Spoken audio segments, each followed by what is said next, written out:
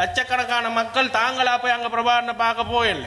சும்மா விட்டுருந்தா வாங்கன்னு சும்மா அறிவிச்சிருந்தா மக்களை பயப்படுத்தாம விட்டுருந்தா தமன்னாவை பார்க்கறதுக்கு வந்த சனத்தின் 10% கூட பிரபாகரனை பார்க்க போயிருக்காரு. புலிகள்கிட்ட காலங்காலமாக புலிகளுடைய கொலைகளும் படுகொலைகளும் காணாமல் ஆக்களும் எவ்வாறு மூடிமறைக்கப்பட்டதோ அதே மாதிரி மூடிமறைக்கின்ற ஒரு செயல்பாடு தான் இங்கே நடந்து கொண்டிருக்குது. சும்மா இப்போ அந்த வெளிநாட்டில் இருக்கிற விசாக்காக நேற்று முந்தின நாள் போன ஆக்கள் வரைக்கும் போய் சொல்ற அதே பொய்ய இங்கேயும் திருப்பி திருப்பி திருப்பி இவர்கள் சொல்லிக் கொண்டிருக்கின்றார். எங்கேயுமே இது ஒரு குற்றப்பிரதேசம் என்றது அவர்களுடைய அறிக்கையில் எங்கேயுமே சொல்லல. குற்ற புலனாய்வு திணைக்களமும் இது ஒரு குற்றம் நடந்ததுக்கான ஆதாரங்கள் இந்த இடத்துல பெரும்பாலும் இல்லை என்றுதான் சொல்லி இருக்கின்றார்கள் நீதிமன்றங்கள். குரலற்றவனுக்கு குரல் இருக்கு, அவனுக்கு குரலை கூட தவிர நீ அவனுக்காக வந்து பேச வேண்டிய அவசியம் இல்லை. அப்ப இவ எல்லாம் சேர்ந்து ஒரு மோசடியான ஒரு வருமானம் உழைக்கிற ஒரு இதாகத்தான் இதை பாவிச்சு கொண்டிருக்கிறது. வணக்கம், ஜெய்பீம், நமோ புத்தாய. இப்போ கடந்த சில மாதங்களாகவே செம்மணி தொடர்பாக பாரிய பொய் பிரச்சாரங்கள், கூடுதலான பொய் பிரச்சாரங்களை ஊடகங்களில் காணக்கூடியதாக இருக்குது. முக்கியமாக இது தொடர்பான இந்த செம்மணி அகழ்வு தொடர்பாக இதுவரைக்கும் ஃபொரன்சிக் ஆந்த்ரோபாலஜிக்கல் எவிடன்ஸ் அல்லது pathological evidence, DNA test, carbon 14 dating போன்ற நிபுணத்துவ சான்றாதாரங்கள் பெறப்பட்டு அது குறித்த ப்ரொஃபஷனலான அதாவது நிபுணத்துவமான முடிவுகள் இன்னும் எடுப்பதற்கு முதலே இந்த செம்மணி தொடர்பாக மிக பாரிய அளவில் வெளிநாட்டில் இருக்கிற சில புலிகளின் ப்ராக்சி ஆர்கனைசேஷன்ஸ் என்று சொல்லப்படுகின்ற புலிகளின் பிராமி அமைப்புகளின் நிதி ஆதாரங்கள் அனுப்பப்பட்டு இங்கு பிரச்சாரங்கள் பல்வேறு விதத்தில் மிக வேகமாக முன்னெடுக்கப்பட்டு கொண்டிருக்கின்றது. முதல்ல நாங்கள் சர்வதேச சமூகத்துக்கும் ஏனைய தமிழர்கள் ஒட்டுமொத்த கோடிக்கணக்கான தமிழர் சமூகம் ஒன்று மெகா கம்யூனிட்டி ஒன்று இருக்குது. அந்த கம்யூனிட்டிக்கும் சொல்லிக்கொள்ள ஆசைப்படுற விஷயங்கள், சில இவியல் மூடிமறைக்கிற சில விஷயங்களை உங்களுக்கு கொண்டு வர வேண்டியது எங்களுடைய கடமையாக இருக்குது. முக்கியமாக இந்த செம்மணி அகழ்வுகள் அல்லது இந்த மனித இன்பு தொகுதிகள் இன்று அகழ்ந்தெடுக்கப்படுற இடம் வந்து ஒரு மயான பூமியாகும். அந்த மயானத்தின் பெயர் யாழ்ப்பாணம் செம்மணி சிந்துபாத்தி, அரியால சிந்துபாத்தி இந்து மயானம்.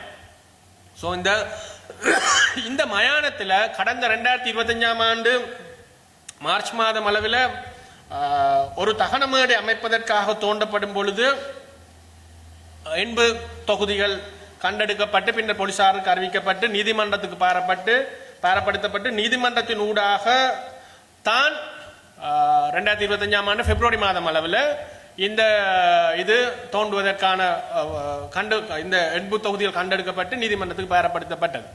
ஸோ அதன் பிறகுதான் இது தோண்டப்பட்டது.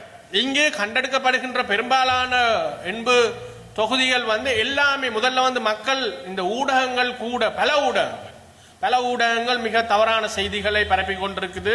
அப்போ நாங்கள் ஒரு ஊடகவியலாளர் மாநாடு என்ற வடிவாக ஊடகங்களோட பேர்கள் சொல்ற சரியில்லை வடிவாக சொல்லல. ஆனால் இங்கு முதல்ல கண்டெடுக்கப்படுற 80 தொகுதிகள் பெரும்பாலானவை முழுமையான 80 தொகுதிகள் அல்ல.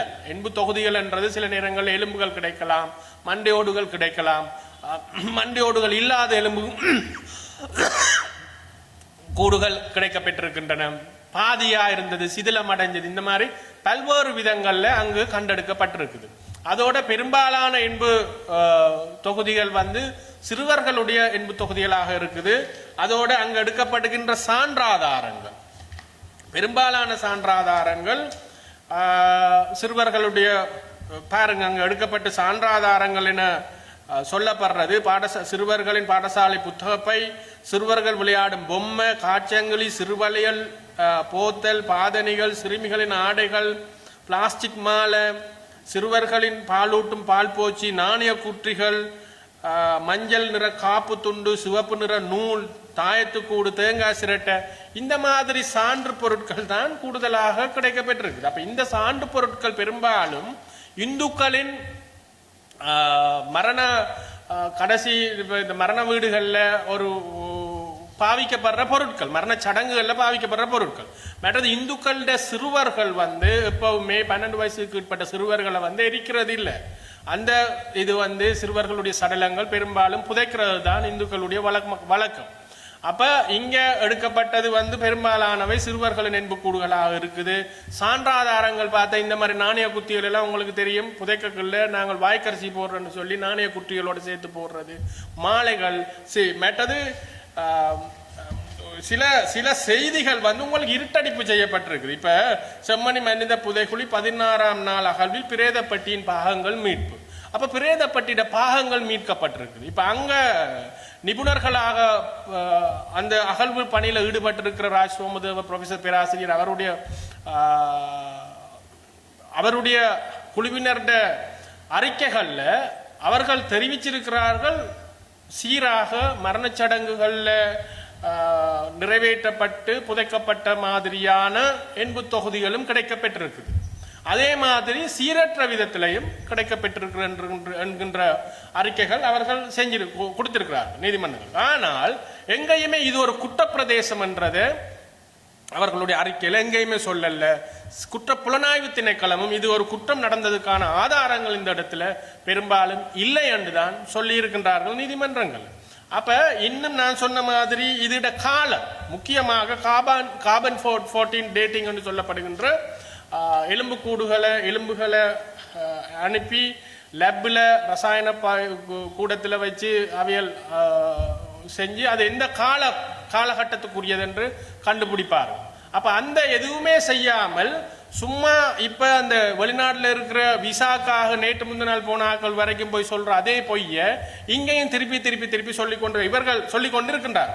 இவர்கள் இவ்வாறு தான் மன்னாரில் சத்தோசா பில்டிங் கட்டும் போது கண்டெடுக்கப்பட்ட எலும்புக்கூடுகள் 300 சொச்சம் எலும்புக்கூடுகள் 2018ஆம் ஆண்டு கண்டெடுக்கப்பட்டது. அந்த நேரம் இதே மாதிரி தான் கொஞ்சம் பாதிரியார்களும் அந்த ராயப்பு யோசப் ஃபாதர் இமானுவேல் போல கொஞ்சம் பேர் இருக்கணும் புலிசார்பு அரசியல்ல இருக்கிற பாதிரிமார் வெளிநாட்டில இருந்து அனுப்புகின்ற காசுகளுக்காக வேலை செய்கிறார்கள் இருக்கணும்.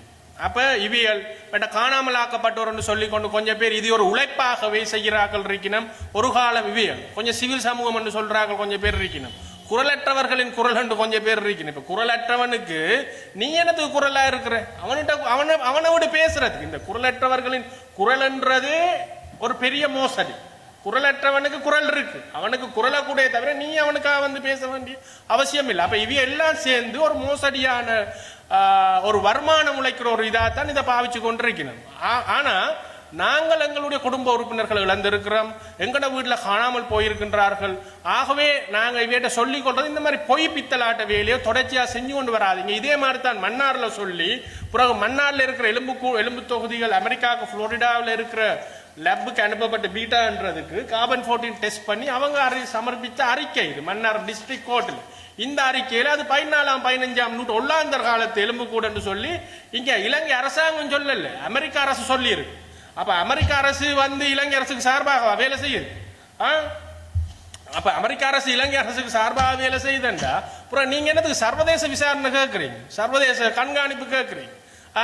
ஆகவே நீங்க தொடர்ச்சி அவங்களோட பொய்ய வந்து எல்லாருக்கும் சொல்ற மாதிரி சொல்லி கொண்டு இருக்காதீங்க, உண்மையை பேச பழகுங்க. 95ஆம் ஆண்டு டிசம்பர் 5ஆம் தேதி தான் யாழ் மாவட்டம் ராணுவ கட்டுப்பாட்டுக்குள்ள வந்தது. 1995ஆம் ஆண்டு அக்டோபர் 17ஆம் தேதி ஆபரேஷன் ரிவரஸ் என்று சொல்லப்படுகின்ற ராணுவ ராணுவ நடவடிக்கையின் மூலம் தான் யாழ்ப்பாணம் கைப்பற்றப்பட்டது ராணுவத்தால்.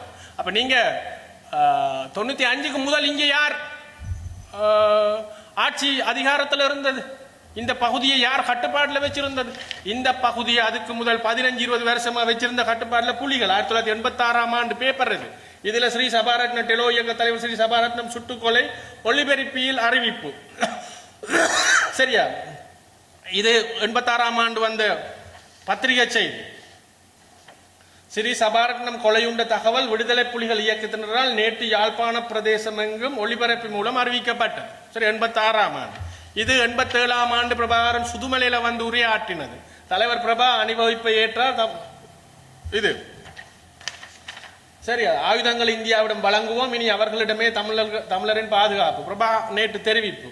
தமிழீழம் மட்டுமே தமிழர்கள் நிரதிராடையும் சுதுமலையில் இடம்பெற்ற வரலாற்று முக்கியத்துவம் மிக்க கூட்டத்தில் லட்சக்கணக்கான மக்களுக்கு முன்னால அறிவிச்சாராம். இதுல லட்சக்கணக்கான இது 87ஆம் ஆண்டு ஆகஸ்ட் மாதம் 5ஆம் தேதி உதயன் பேப்பர். சரியா? சுதுமலையில 87ஆம் ஆண்டு எனக்கு 9 வயசு, 78ஆம் ஆண்டு பிறந்தன. சுதுமலையில பிரபாகரன் வர்றக்கில்ல 87ஆம் ஆண்டு 4ஆம் தேதி ஆகஸ்ட் மாதம் சுதுமலை அம்மன் கோவிலில் பிரபாகரன் வந்து உரையாற்ற அந்தண்டு முழு யாழ் மாவட்டத்துக்குமே புலிகள் ஊரடங்கு சட்டம் ஒன்றை போட்டிருந்தார்கள், அமுல்படுத்தி இருந்தார்கள். அந்த காலகட்டத்தில் வாழ்ந்த எல்லாருக்குமே தெரியும். ஊரடங்கு சட்டம் போட்டு இங்க ஓடுற சிற்றூதி சங்கத்தின் ஊடாக முழு பஸ்ஸையும் ஆக்களை ஏத்துறதுக்கு பலாத்காரமாக பாவித்து எனக்கு 9 வயசு, என்னுடைய வீட்டில் 3 பேர் காணாமலாக்கப்பட்டிருக்கிறார்கள். அதில் ஒரு ஆள் பஸ் சொந்தமா வச்சிருந்தவர். பஸ் கொடுக்கல என்றுதான் அவரை காணாமலாக புலிகள் கடத்தி கொண்டு போனது. சரியா? சிற்றூதிகள் சங்கத்துக்கு எல்லாம் பலாத்காரமாக அறிவித்து ஊரடங்கு சட்டம் போட்டு மக்களை பலாத்காரமாக ஏற்றி இறக்கினது தான் இந்த சுதுமலை. இது லட்சக்கணக்கான மக்கள் தாங்களா போய் அங்க பிரபாகரனை பார்க்க போயில்லை. சும்மா விட்டுருந்தா வாங்கன்னு சும்மா அறிவிச்சிருந்தா, மக்களை பயப்படுத்தா விட்டுருந்தா, தமன்னா பார்க்கறதுக்கு வந்த சனத்தின் 10% கூட பிரபாகரனை பார்க்க போயிருக்காரு. அப்ப இந்த வரலாறுகள் தெரியாமல் பல பேர் இப்ப ஐயோ தலைவரை பார்க்க மக்கள் லட்சக்கணக்கில் கூடினார்கள், தலைவரை பார்க்க சும்மா மக்கள் தாங்களா சுயமா கூடல்ல. சரியா? பலாத்காரமாக ஊரடங்கு சட்டம் போட்டுத்தான் புலிகள் மக்களை அங்கு திரட்டினார்கள், பலாத்காரமாக திரட்டினார்கள். இது 87ஆம் ஆண்டு. இது 90ஆம் ஆண்டு கோண்டாவில் மாத்தையா வந்து துறந்தது. சகல மக்களும் இணையும் அமைப்பு எமது கட்சி மக்கள் முன்னணி அலுவலகத்தை திறந்து வைத்த மகேந்திர ராசா உரை மாத்தையார். இது என்ன தமிழீழ காவல்துறை 91ஆம் ஆண்டு தலைவர் பிரபா அணிவகுப்பை ஏற்றார். தமிழீழ காவல்துறை உதயம். தமிழீழ காவல்துறை யாழ்ப்பாணத்தில் வைபவ ரீதியாக நேற்று அங்குரார்ப்பணம். 91ஆம் ஆண்டு. இது 90ஆம் ஆண்டு தங்கள்கிட்ட வந்து சேர சொல்லி பத்திரிகை விளம்பரம் எல்டிடி போட்டது. அப்போ இப்படி 86ஆம் ஆண்டுல இருந்து அதுக்கு முன்னுக்கு 86ஆம் ஆண்டு ரோட்டா கலைச்சு டெலோ இபிஆர்எல்எஃப் இஎன்டிஎல்எஃப் டிஎன் என்று சொல்ல தமிழ் தேசிய ராணுவம் என்று இந்திய நாமி பிடிச்சு கொண்டு போய் சேர்த்த இயக்கம் தொடங்கி ஒரு 30க்கு மேற்பட்ட இயக்கங்களை புலிகள் கொன்று அழித்தொழித்தார்கள், தடை செய்தார்கள், சரணடைய சொன்னார்கள். சரணடைஞ்ச புலிகளால் கொல்லப்பட்டவர்கள் எங்க? அந்த சடலங்கள் எங்க? கந்தன் கருணையில கொல்லப்பட்டவர்கள் எங்க? அவர்களுடைய சடலங்கள் எங்க? இந்த ரோட்டா திண்ணவேலியிலையும் தவால்பட்டி சந்திலையும் போட்டு உயிரோட சுட்டு கொன்ற இளைஞர்களோட சடலங்கள் எங்க? அப்ப புலிகள் கடத்தி காணாமல் ஆக்கினவர்களோட சடலங்கள் எங்க? நாங்கள் செம்மணி செம்மணியில இருக்கிற சடலங்கள் 95ஆம் ஆண்டுக்கு முற்பட்டதா பிற்பட்டதான்றது குறித்து யாருக்கு தெரியும்? முறையாக மரணச்சடங்குகள்ல செய்து புதைக்கப்பட்டதா இல்லையாண்டு சொல்ல வேண்டியது அந்த நிபுணர்கள். இது வருமனவே ஒரு ஆள் 2 பேர் ஈடுபட்டிருக்கிற செயல்பாடு இல்லையா? இது எதையுமே வந்து மறைக்க இயலாது. ஆகவே இந்த நடவடிக்கைகள் முழுமையாக இந்த நடவடிக்கையோட இந்த செம்மணி சம்பந்தமான முழுமையான நிபுணத்துவ அறிக்கைகள் விசாரணைகள் முடிகிறதுக்கு முன்னாலே இவியல் என்னது பாஞ்சடிச்சு கொண்டு இராணுவத்தை குற்றஞ்சாட்டவன். அப்ப இதனூடாக என்ன நடக்குதுன்றா, உண்மையாகவே ஒரு குற்றம் நிகழ்ந்திருந்தால் அந்த குற்றத்தால பாதிக்கப்பட்ட மக்கள் இருந்தால் அதில் ஒரு தொகுதி மக்களுக்கு நீதி கிடைக்காமல் போகும் என்றதுதான் இதுல தெரியுது. புலிகளிட காலங்காலமாக புலிகளிட கொலைகளும் படுகொலைகளும் காணாமலாக்களும் எவ்வாறு மூடிமறைக்கப்பட்டதோ அதே மாதிரி மூடிமறைக்கின்ற ஒரு செயல்பாடு தான் இங்க நடந்து கொண்டிருக்குது. இன்னொன்று வந்து இந்த ஆர்ப்பாட்டத்துக்கு பிறகு துரராஜா ரவிகரனுடைய ஒரு அறிவிப்பு ஒன்று இருக்குது. படைமுகாங்கள் விகாரைகளுக்கு கீழே படுகொலை செய்யப்பட்ட தமிழர்களின் உடல்கள் உண்டு.